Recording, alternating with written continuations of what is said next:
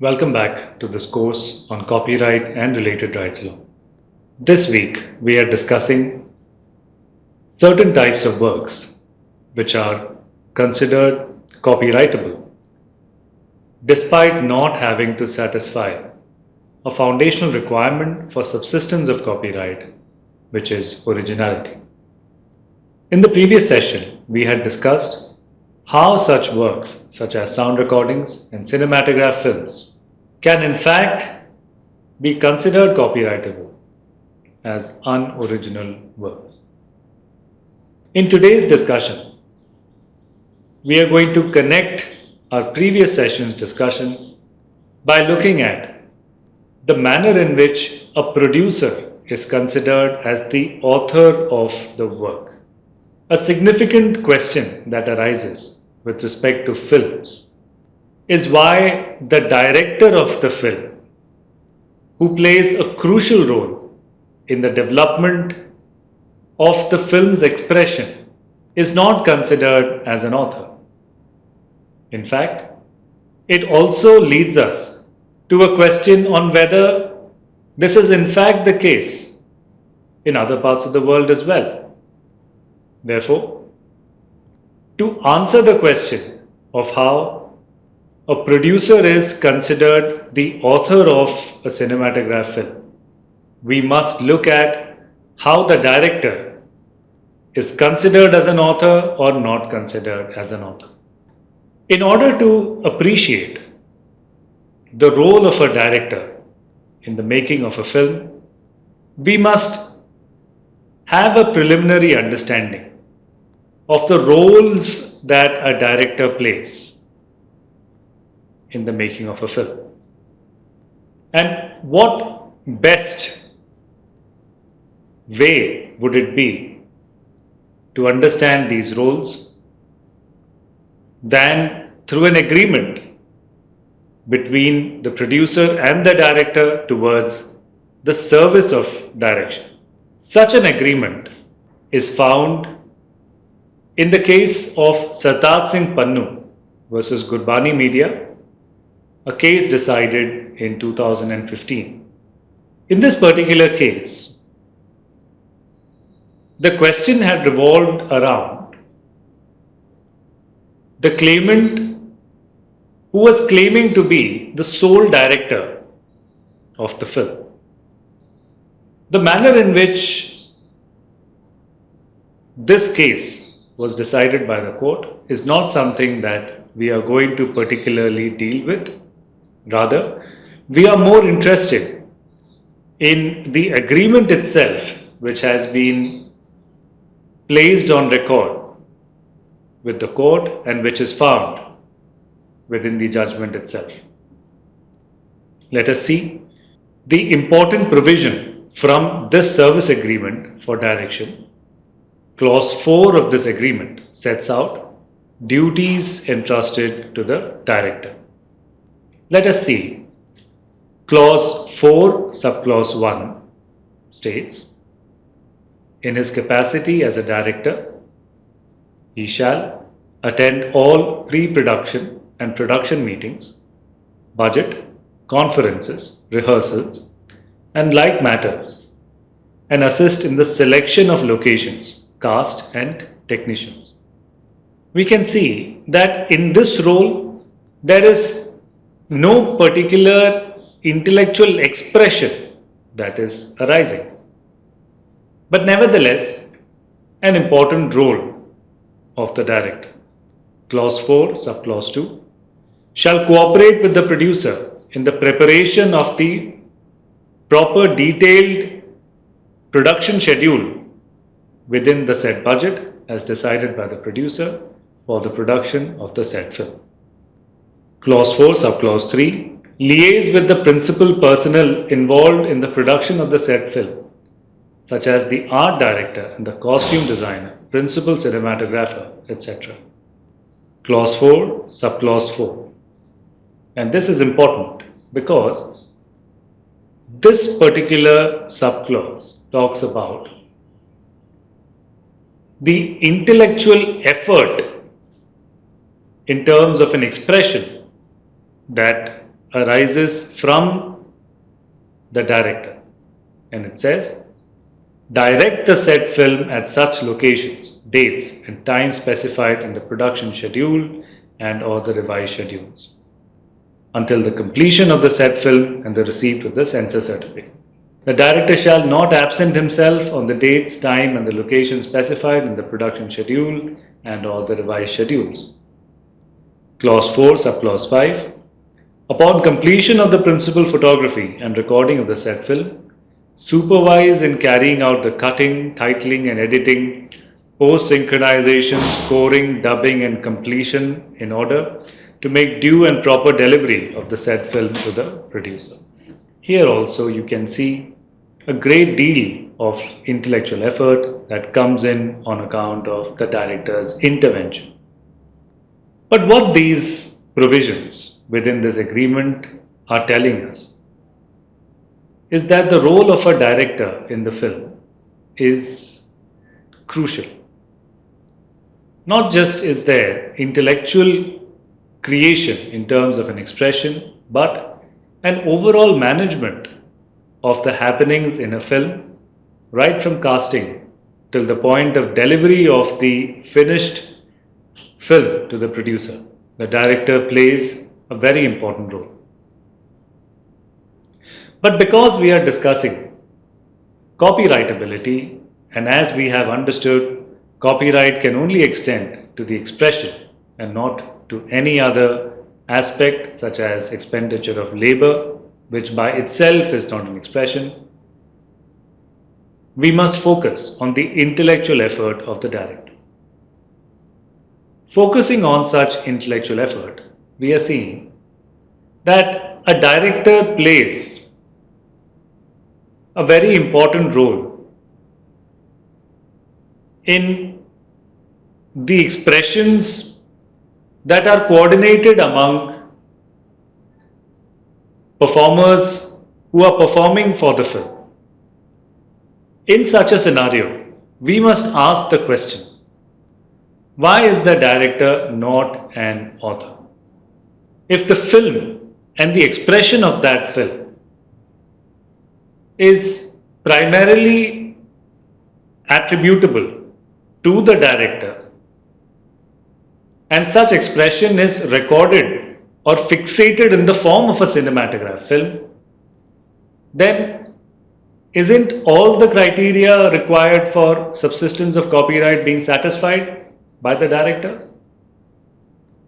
In this connection, let us ask the question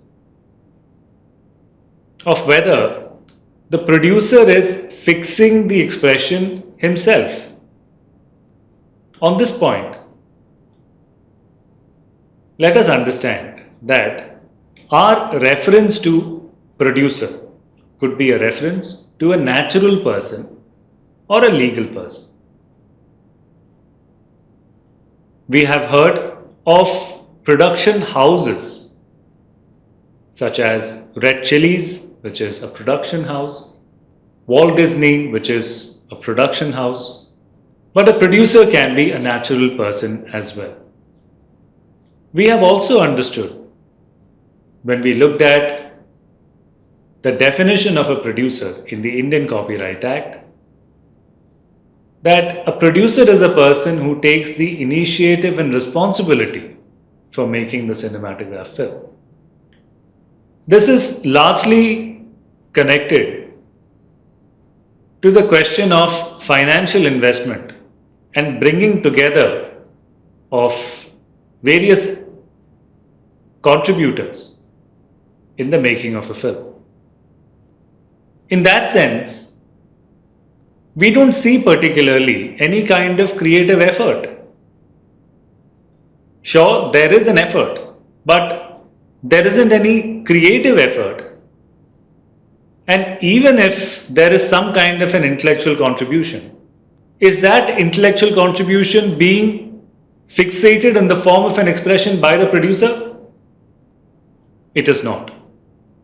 As we have seen, it is the director who is fixing the expression. Therefore, even if we are saying that the producer is bringing in an intellectual contribution, the fixing is happening through the director, and the producer is not doing it himself or themselves. On this point, let us look at how a work of joint authorship has been defined within the Indian Act. We see that under Section 2Z, a work of joint authorship is defined as a work produced by the collaboration of two or more authors in which the contribution of one author is not distinct from the contribution of the other author or authors. What have we understood about authorship? In our previous discussions, when we discussed subject matters and originality, what we had discussed was when a work is expressed, we must see whether the work is an independent creation. To identify such an independent creation, we must locate the author of such work. What a work of joint authorship then, according to this definition, is saying is that the collaborators who are authors are coming together in such a way that their expressions are not distinct in terms of the contribution. Now, how does the question of whether there is originality to an expression be considered in the question of joint authorship? So, for instance, let us, for example, say that the producer is in fact providing some intellectual contribution. Would this intellectual contribution have to satisfy some minimal level of creativity by itself? In other words, the producer and the director, if they are to be considered as joint authors, then wouldn't the producer and the director independently have to prove that their contributions are original in themselves? And only then can they be considered as joint authors. But even if we can say that we can consider originality to an intellectual creation, to an intellectual contribution by the producer, there is still another problem, and which is that the producer is not fixing the expression himself. The fixation is happening through another person, who is the director. How can the producer then claim copyright protection? A very important case that came before the Delhi High Court was Najma Heptullah versus Orient Longmann. Orient Longmann is a publishing house. In this particular case, the book India Wins Freedom was published, in which the subject matter of the book was provided by Maulana Azad, and the language of the book was that of Professor Kabir. The collaboration between Maulana Azad and Professor Kabir was that Maulana Azad would describe his experiences and Professor Kabir would take them down, but not take them down in such a way as to take dictation, but rather applying his own mind in generating the language. You can see here that Maulana Azad had not fixated the expression himself, but rather he was doing it through Professor Kabir. What the Delhi High Court had stated was that surely the intention of the Copyright Act cannot be to give the status of an author only to the person in whose language the literary piece is written, while completely ignoring the person who contributed the entire material which enabled the person to show his mastery over the language. In other words, the court expressed that if the subject matter or the content which essentially gave value to the expression was attributable to a person who is not writing that expression, then how is it that we can say that this person is not an author? We must remember that when we discussed the definition of joint authorship, we saw that such authors who are collaborating are authors in themselves, which is their contributions are original independently. We cannot say that a person who is taking dictation, word by word, writing down what another person is saying, is in some way satisfying originality, especially with the consideration that expressions would have to satisfy a minimal degree of creativity, something that we have clearly understood from the application of Eastern Books versus D.P. Modak. What the court is then stating is that a literary work consists of matter or material or subject which is expressed in a language and is written down. Both the subject matter and the language are important. It is difficult to comprehend or to accept that when two people agree to produce a work, where one provides the material on his own and the other expresses the same in a language which is presentable to the public, then the entire credit for such an undertaking or literary work should go to the person who has transcribed the thoughts of another. The judge says, to me it appears that if there is intellectual contribution by two or more persons pursuant to a reconverted joint design to the composition of a literary work, then those persons have to be regarded as joint authors. The consideration of a collaboration in creating a work means that two people have come together to generate a work which is a work resultant of intellectual effort. So, such collaborators must ideally be considered as joint authors, provided that their contributions can be considered as original themselves. Something that we see has been expressed by many courts over a century, and a reflection of that, which arises from an early case of Levy versus Rutley, is that it is not necessary that all should contribute to the same extent, but all collaborators must answer the description of an author.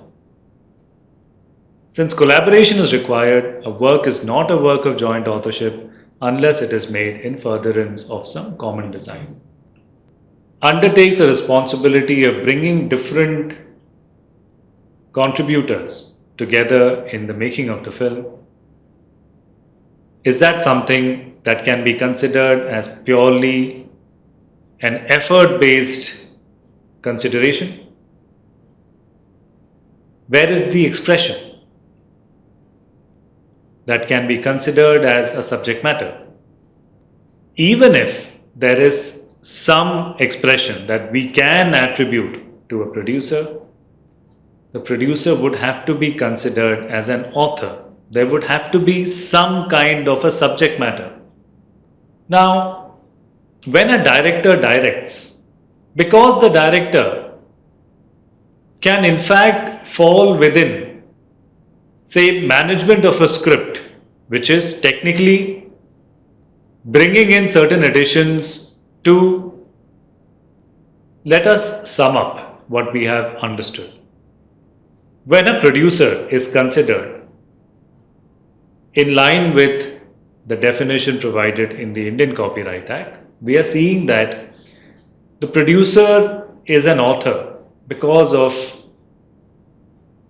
the initiative that the producer takes towards the making of a film and the responsibility of making the film, which is the financial investment and bringing these contributors together. But in terms of an intellectual effort, we don't see an intellectual effort. This intellectual consideration, which is rather attributed to the director, would then pose a problem if the producer has to be considered as an author.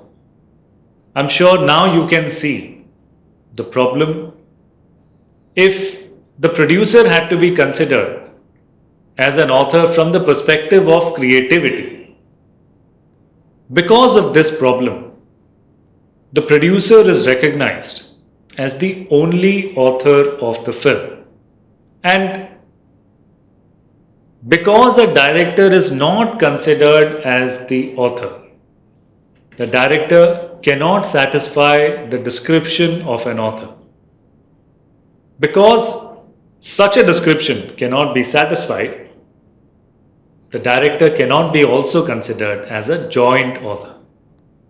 Therefore, the film would not be considered as a creative effort, because if it were to be considered as a creative effort, then that intellectual effort would necessarily raise a question on the authorship of director, and which has been avoided in the Indian Copyright Act. Therefore, we can very clearly now say that creative contribution is not the basis for producer authorship in India. And this is very, very clear from section 13 and our prior understanding in the previous session when we discussed how cinematograph film is a subject matter without being an original work. Originality requires not just expenditure of labor, originality requires skill and judgment and minimal degree of creativity, something that producers would generally find it difficult to satisfy. Let us look at an alternate way in which this conflict, so to say, is being handled in another part of the world. Let us consider the French IP code. I will be referring to some of the provisions within the code which will help us understand how this issue is being dealt with in a completely different manner. In Article L 113.7, the French IP code states, authorship of an audiovisual work shall belong to the natural person or persons who have carried out the intellectual creation of the work. At this point itself, from this provision itself, we can clearly see the departure. Section 13 of the Indian Copyright Act, which doesn't require originality for subsistence of copyright in cinematograph films, can be clearly distinguished from the approach to authorship in audiovisual works in France, where they are clearly talking about a requirement of intellectual creation. And on account of this understanding, it states, unless proved otherwise, the following are presumed to be joint authors. And who are these collaborators? Author of the script, author of the adaptation, author of the dialogue, author of the musical compositions, and the director. You can see here, if you change the philosophical understanding of authorship, to where author's rights are considered as the dominant perspective in copyright and as placed against a possibility that investment could be considered as a consideration for copyright. The French perspective, which is focused on intellectual creation, would necessarily give consideration for an author such as the director. In L 121(5), the French IP code states, an audiovisual work shall be deemed completed when the final version has been established by common accord between the director or possibly the joint authors on the one hand and the producer on the other. The reference to the producer, and the producer has also been interpreted within the French IP code, I will come to that in just a bit. But the reference to the producer here is an important consideration, that the producer is the person who will engage in commercialization of the film. And in order to do so, the producer would have to be satisfied on the completion of the film. Therefore, a distinction can be made between intellectual creators and the producer's responsibility in terms of what he is bringing or they are bringing to the table with respect to the film. In L 132(23), the code says, the natural or legal person who takes the initiative and responsibility for making the work shall be deemed the producer of an audiovisual work. Further, the author shall guarantee to the producer the undisturbed exercise of the rights assigned. To sum our discussion, we can see that the French IP code centers author's right with respect to subject matters of copyright, and therefore, if a contribution cannot satisfy intellectual creation, then such a person could not be considered as an author. But because the producer is bringing a very important role with respect to the film, this provision demonstrates how the producer would effectively control the film in terms of its commercialization. You can see the code very clearly says that the author shall guarantee to the producer the undisturbed exercise of the rights assigned. In terms of a difference of philosophical approach, we would note that to consider copyright purely from the perspective of intellectual creation could possibly run counter to the understanding of copyright as something which is in place to prevent unauthorized usage of somebody's work. Film piracy is a major evil that producers have to deal with when they release a film into the market. The sheer complexity of market and the amount of risk that producers must take can pose as a major disincentive for them to invest in the creation of films. In order to provide them with an incentive to invest, such as to enable the film industry to thrive, and through which many people fix their livelihood, it would be important for the producer to have copyright protection over the work. To establish such a control, it would be important that the producer doesn't have to contend with a copyright control which is coming in on account of collaborators of underlying works or even a joint author. Because of a difference of understanding of how to approach copyright, it would be possible in certain jurisdictions, as we have seen in India, for there to be a copyright which is being awarded purely for original creations, and copyright which is also being granted for works which are not the result of intellectual creations particularly, but the result of investment. In the next session, we are going to discuss the kind of problems that can arise with respect to ownership of such works, such as cinematograph films and sound recordings, particularly because of the many different components that are covered within such works. Thank you for joining me. See you all in the next session. Thank you.